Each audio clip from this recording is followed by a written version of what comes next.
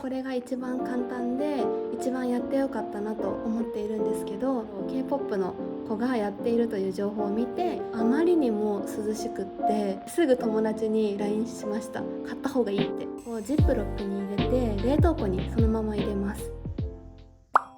こんにちは。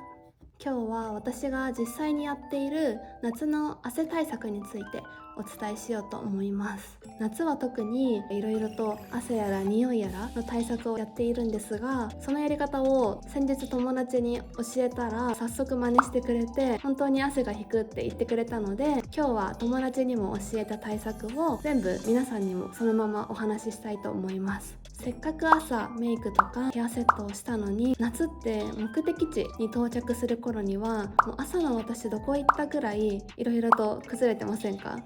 特に通学通勤の日とか、誰かとの待ち合わせの日って、到着した時に、できるだけ涼しい顔で到着したいですよね。ということで今日は朝起きてから目的地に着くまでの流れに沿ってポイントをお伝えしますね。ではスタート。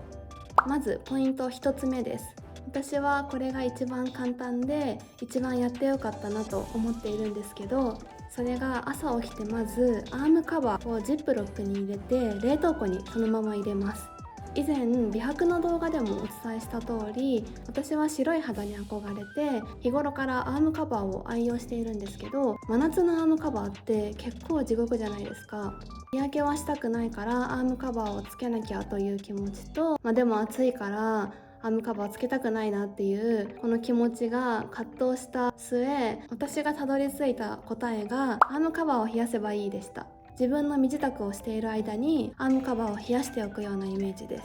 冷凍庫の匂いとか食品の水分が移らないように、冷凍庫に入れるときはジップロックに必ず入れるようにしてください。いつもめっちゃ適当なんですけど、こんな感じです。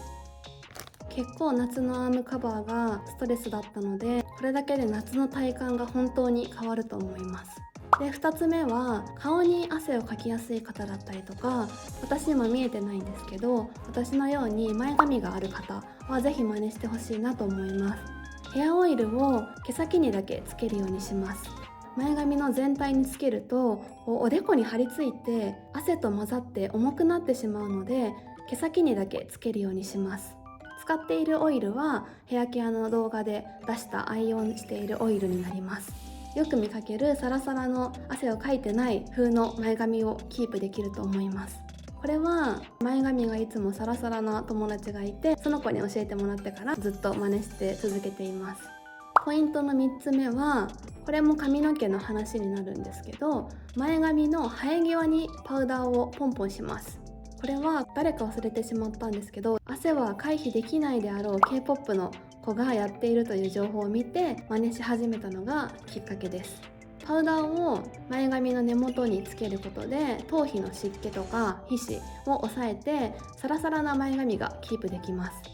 顔にパウダーをつけるのは割と皆さんやっているかなと思うんですけど、前髪につけるのもやっていただくと結構変わると思います。パウダーについて特段こだわりはなくって、私は今は手に入りやすいイニスフリーのものを愛用しています。緑色、水色っぽいやつです。で、お値段も良心的で小さくてパフパフしやすいところがいいなと今思ってます。続いて4つ目です。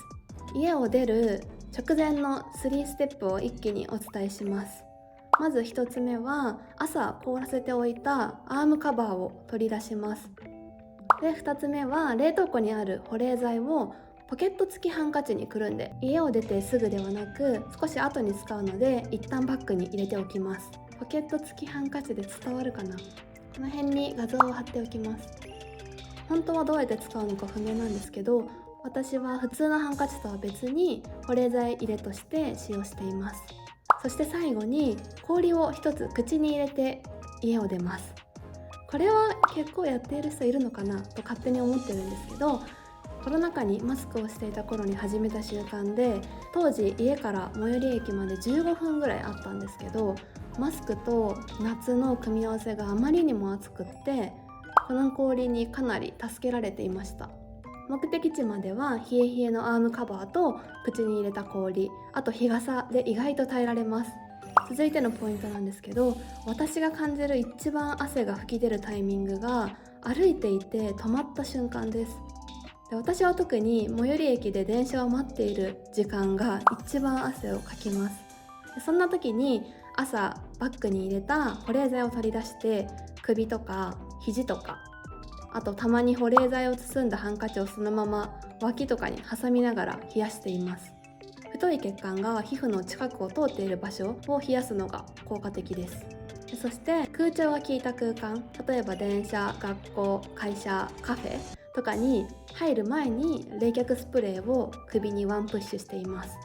冷却スプレーをつけた箇所に涼しい空気が当たるっていうのがすごくポイントなので、空調が効いている空間に入る前にやることを意識しています。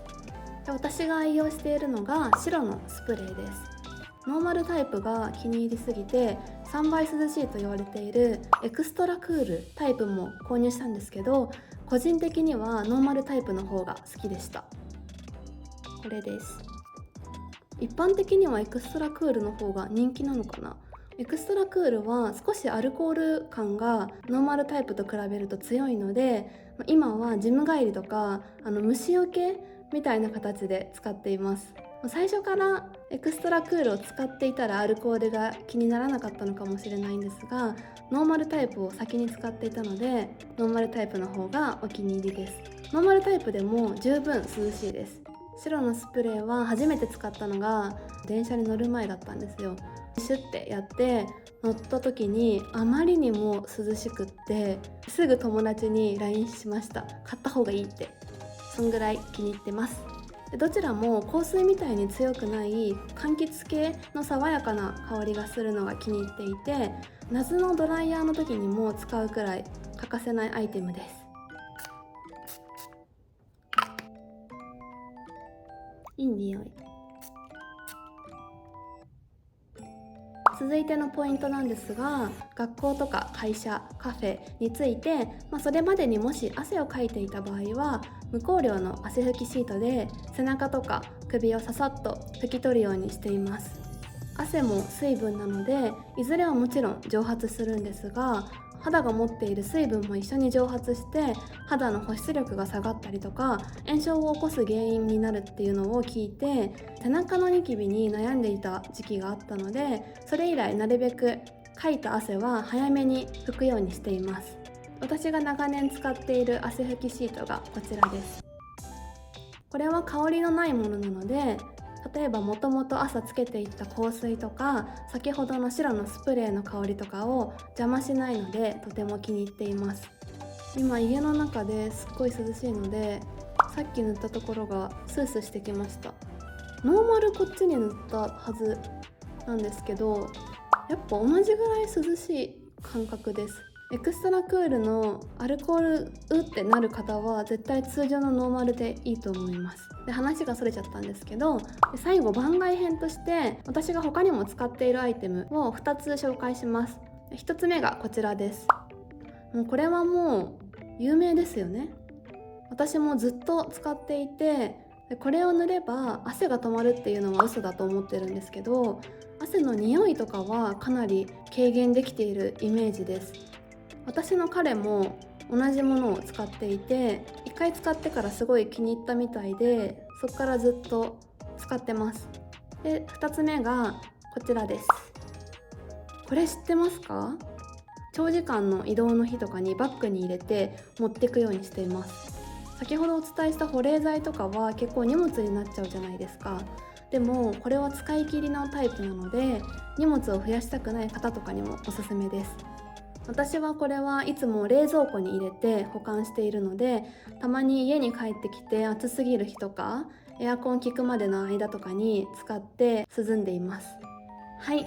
私の真夏の汗対策いかがでしたか？ぜひ皆さんもやってみてください。ではバイバーイ。